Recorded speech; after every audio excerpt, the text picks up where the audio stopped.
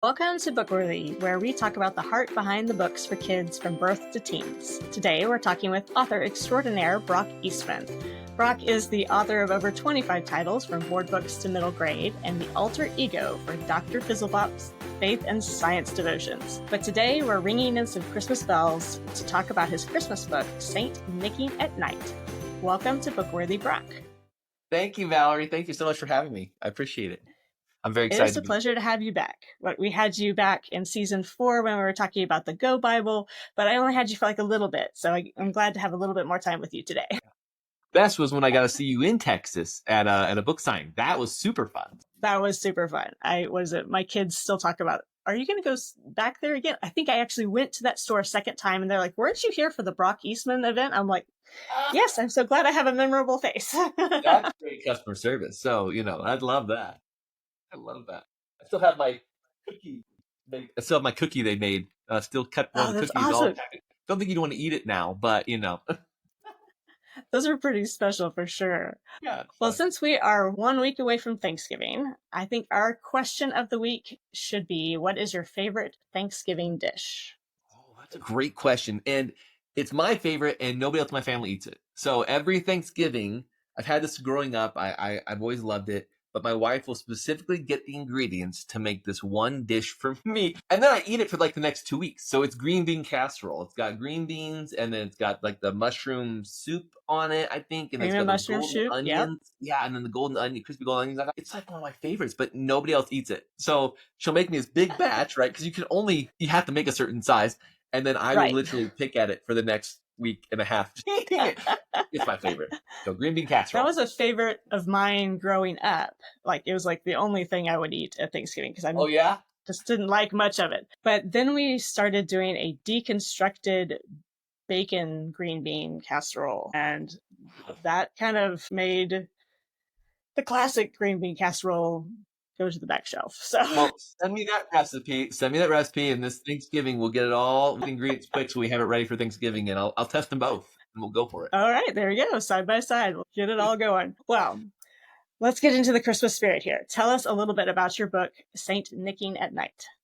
Yeah, this one here right here. It's a little hardback one. This was more of a, Valerie, there's those books that you do because you love the idea, you love the story behind it. It's got this warm feel to a connection to your family and things like that. And so this is Saint Nicking at Night. It's just a cute little picture book about these two little girls who are out to deliver gifts to a neighbor in need. But they want to do it anonymously. They want to surprise this lady with these gifts. Now, these gifts are heartfelt. They've spent months watching and observing their neighbor and thinking, what does she like? What does she want? So they don't ever ask her, because they want it to be a surprise. And then they want to give her these gifts that she'll really enjoy, right? And so these two little girls, sweet little story. They're named after my kids, of course. I typically do that, which I think people eventually are going to wonder why these names are like all my books. But, hey, it's what I do. So it's a sweet little story, but it actually came out of something that my wife and I have done with our kids for years and years and years. Back in, Kinley and Elsie were probably 4 years old and 2 years old or somewhere in that range. And a group from our church got together and they said, hey, we want to bless a family. So they asked for some names from our church of some people who are really in need that Christmas. And so we got a list. We got kind of the things they like. We followed the 3 gifts of the wise men. So gold, frankincense, myrrh. So a gift for the body, a gift for the spirit, and then something that's just special, just something you just would want to have. And that's kind of the gold gift, right? The fun thing. So we got these lists, and our small group divided this family up into, I think there were 5 people in the family, including the adults. And we each took one family member, and then we went shopping. So we all met together, went shopping, and bought the items on that list for those people. Brought them back home with the group, and we all did like a wrapping party, wrapped it all together, had Christmas cookies, the whole thing. And then at night, one of the families would take those gifts and drop them off the house anonymously, meaning they would take them, they would put them on the stairs, and they would leave, ring the doorbell and leave, just like Saint Nick. And the whole idea that we wanted to teach our kids through this was giving should never be about what you get out of it. It shouldn't. Now, did we feel good that we were doing this? We absolutely felt good. And that's okay. it's okay. I don't want kids to think that's not okay. But it really shouldn't be about somebody being like, oh, thank you so much, Valerie, for these gifts. Thank you, Brock. That was that's not the gratitude we want back, right? So that's the idea of the anonymous, just like what St. Nick really did, St. Nicholas did.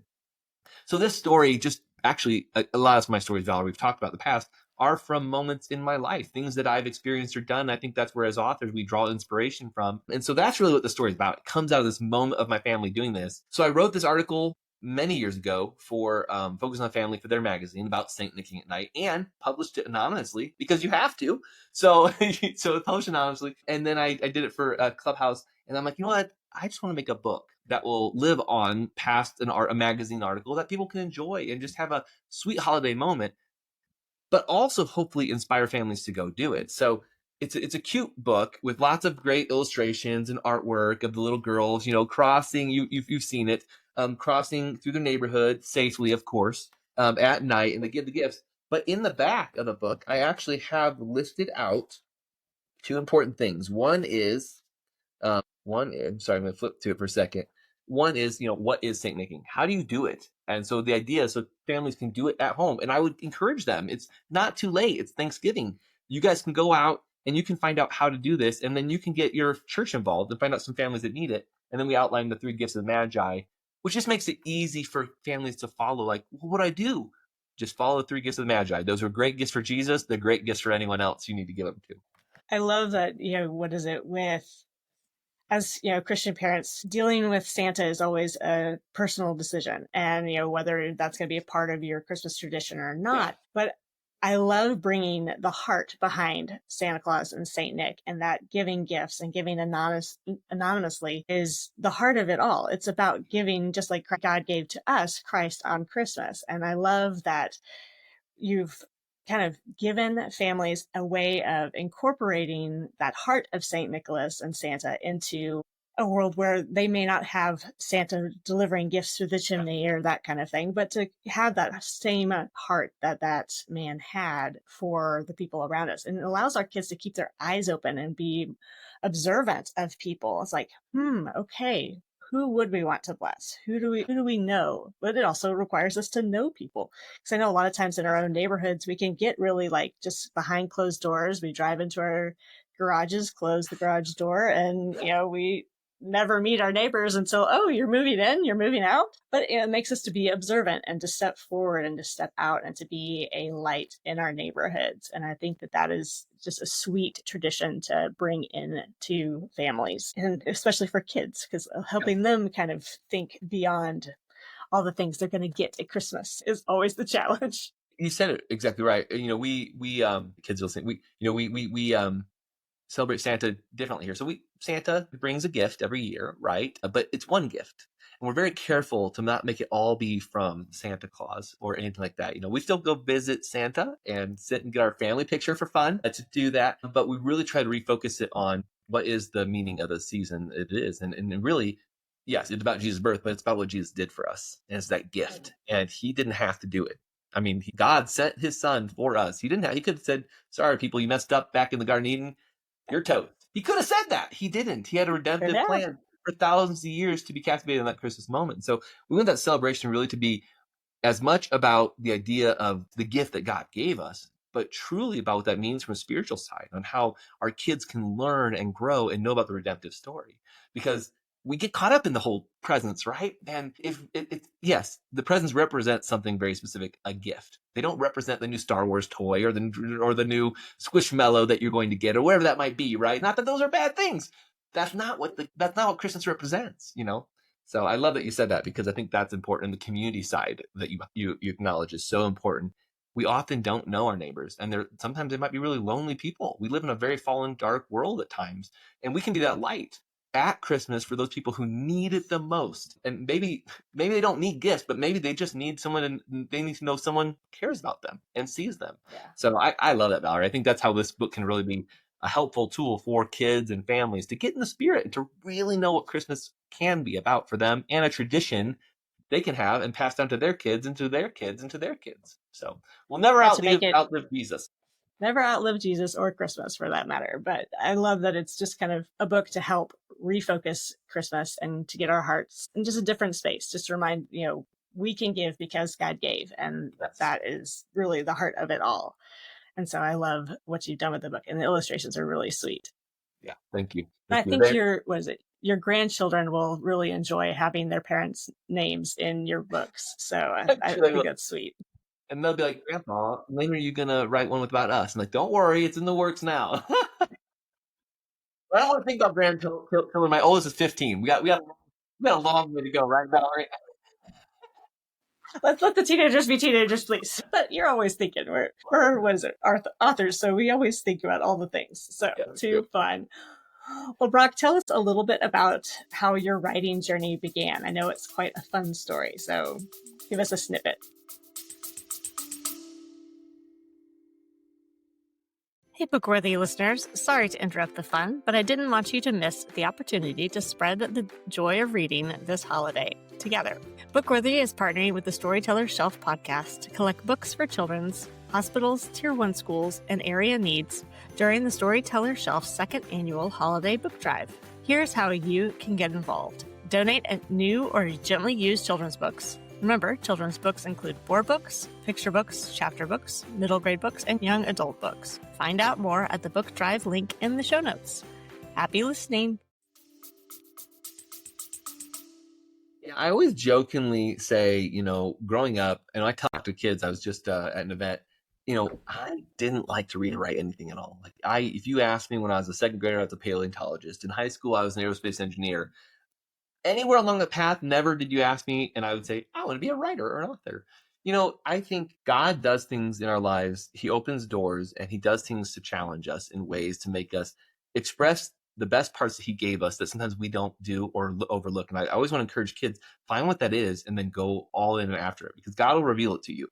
And so it was actually, I got an opportunity to come work out here. Well, okay, sorry, there's two sides of it. I don't know if you want me to tell the Harry Potter part or if you want me to tell the Focus on the Family part, but they're all part of the story. I know the Focus on the Family part. What's the Harry Potter part? Yeah, so tell me that part. It's all part of the story. But actually, it was in college, and for our listeners out here, take or leave Harry Potter. That's your choice, but it's a part of my story and how I got into writing. My wife, at the time she was my girlfriend, and we were dating, and we're like, let's do something together. And she's like, let's read the Harry Potter series together. And I never read it, so we started reading the Harry Potter series, not together as in sit down and read it, but as in racing through it, because we're very competitive and we like to be competitive with each other. So we started reading. She's a much faster reader, Valerie. She knew she was going to beat me. But the one thing I had going was book 6 and book 7 were not out yet. Yeah, I'm that old. That book 6 and 7 were not out yet. So we read them, and she was way ahead of me. But I started to catch her. Book 6 came out. She beat me down with it. I started to catch her because we were waiting for book 7. We went to the midnight release of book 7, the whole thing. Borders stores were still around at the time. Just missed Borders. And we read the series. But there's this funny moment when we were at a friend's house eating dinner, and we're just early on dating. And I left the table to go to the restroom, right? And I'm going to excuse myself. And in her purse in the hall is Harry Potter and the Deathly Hallows. So I took it out and I went to the restroom and I read for like a half an hour. And they're like wondering, what's wrong with this guy? Is he okay? Finally, they came and checked on me. I was fine. I was just reading the book. So I wanted to get ahead of her. Anyhow, so she said, maybe that was cheating, maybe not. I mean, the book was there. It was available. I read every word. Anyway, so that's part of our story, but it's also part of the story of who Ashley and I are and our dating and our marriage story and who we are. But what that did for me was reading these books. I didn't like to read a lot growing up, but as I read it, I'm like, wow, like on this paper, this text, this black and white text is a whole world. And there's characters that I actually want to get to know and enjoy and like. Yes, I love Severus Snape. I think he's fantastic. Whether people like that or not, one of my favorite characters of all time. But it was that moment when the story was brought to life for me that I thought, I could write a book. I could do that. No Valerie training in writing at all. Like, I didn't pay attention to English. I wrote exactly what I had to write. And so I sat down for the next year and a half, 2005, 2006, somewhere in there. And I wrote my first manuscript. In fact, I have it right here somewhere. I would pull it out, but maybe right here. My first book is this. And so I self-published it, Valerie, as we often do, right? But remember, this isn't like good self-publishing like we have now, where somebody like you or I has pretty good skills, and at least we've learned skills, we've put it to practice, and we've got some great tools to use. This is ancient work. Anyhow, this is the first book. And I wrote it, and I gave a copy to my mom, my dad, my wife, my sister. There's like 5 copies in existence, okay? And that was it. That was in 2006, 2007. Fast forward, I get married. I find myself at Focus on the Family, and I'm at a conference called ICRS, International Christian Retail Show. And I'm like, and this maybe sounds arrogant, and I don't mean it to be arrogant, but I'm like, wait, if that guy could get published, I bet I could get published.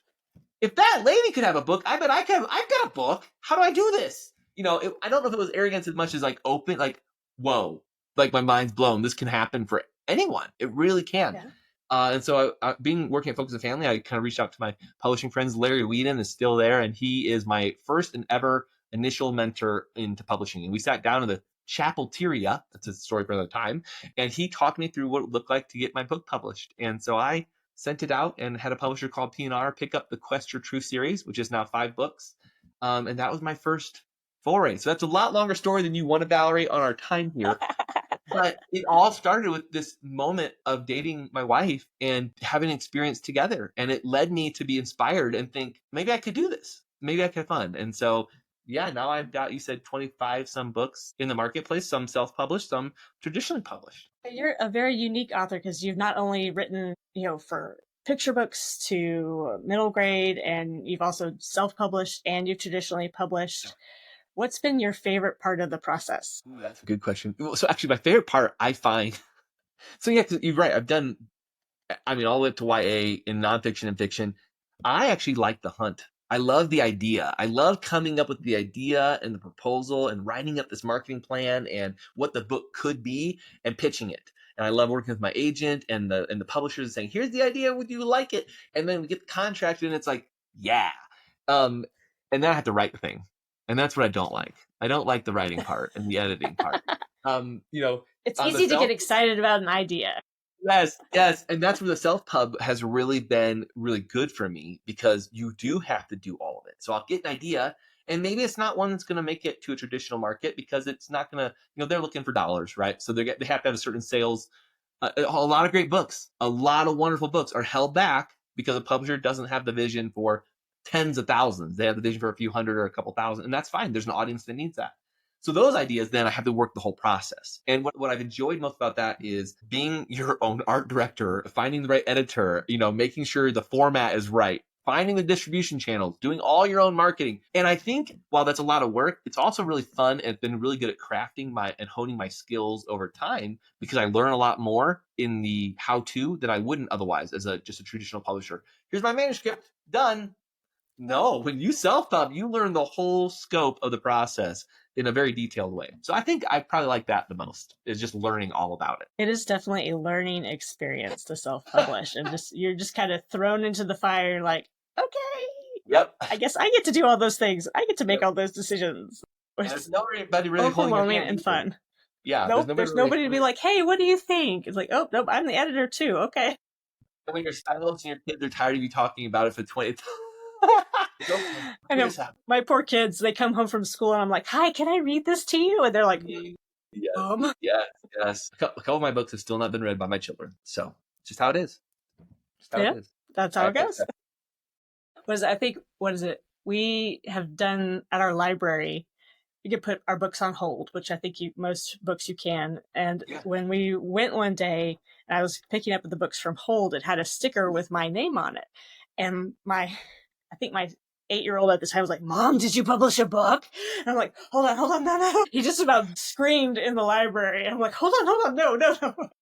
That's amazing. I love it. It's kind of what the expectation is to have a book on the shelf at the library, which my book is at our library. But it's just one of those, like, it was like, we're going to hide in the corner here, please. Thank you. I like the publish a book. That's It was good fun. Well, what is your favorite children's book other than your own?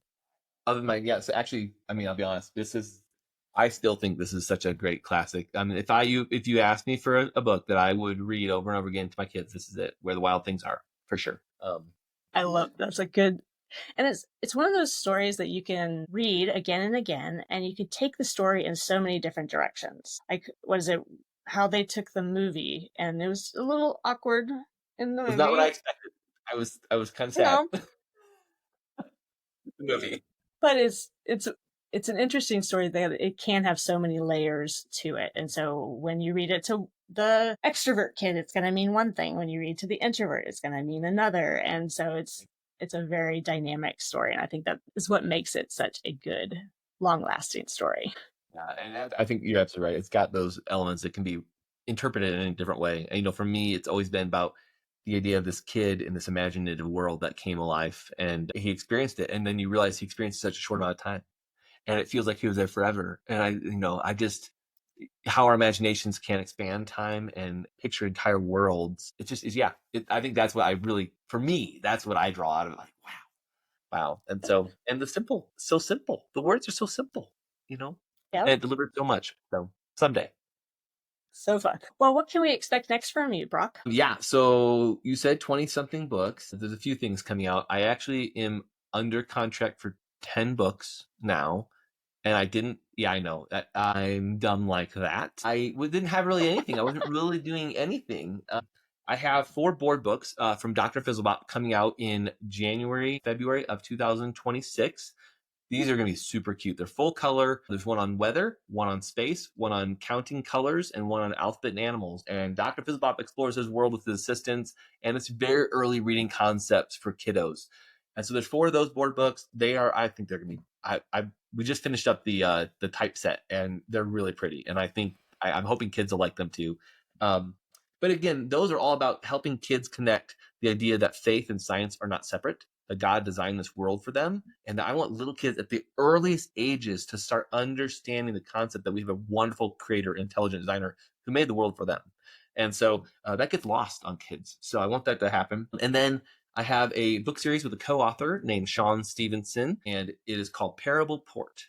And it is a 4-book middle grade series right now. It could likely be, if you guys go buy it, it could be way more than 4 books, let me just say. But right now it's 4 contracted books. And so those come out also. I think it's the first book is out in March or April of 26, and then every 3 months after that. So there'll be 4 books within a year. So that's really fun. They're about 30,000 words, hefty middle grade books. They're good. They've got some illustrations inside. We just book 1. We'll get final manuscript back on in a little bit, and then the second book we are finishing up the drafts now. So super fun stuff happening together. And then Dr. Fizzbop 2 is coming out in summer of 27, I believe. So Dr. Fizzbop number 2 will be fun, a little bit more extreme experiments. And then I know those are, you had a lot of, you had like what, 52 experiments in the first book. 52 more. 52 more, okay. Yeah, we got some bonus ones in there too. So it'll be fun. I think 104 is probably a good number. I don't know we'll go beyond that, but super fun. And then super simple and super fun. And then the last one, technically I realize it hasn't been signed yet, but I'm co-writing a devotional with my friend Marianne Herring, and it's going to be really fun as well. It'll come out from Moody Publishers, but that one I think is coming out fall of 26. So even though it's not signed yet, it's going to come out quicker than Fizzlebop 2. So that's 10 books. You're just not busy at all. You really should get on that, No. Yeah, well, and I mean, as you know, my full-time job, what I do in my daytime hours is work for the Action Bible. And so we are releasing new books there too. So at work, I'm writing content and doing that as well. And so it's super fun just getting to do that as part of your professional career, but also as part of your personal fun.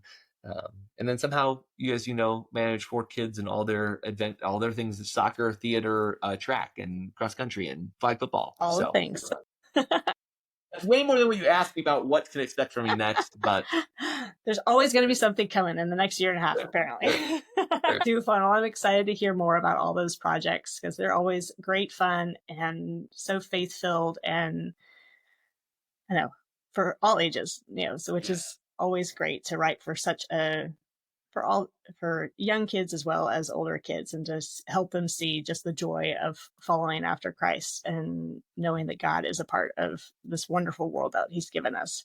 So super fun. But where can people find out about you and your books, Brock?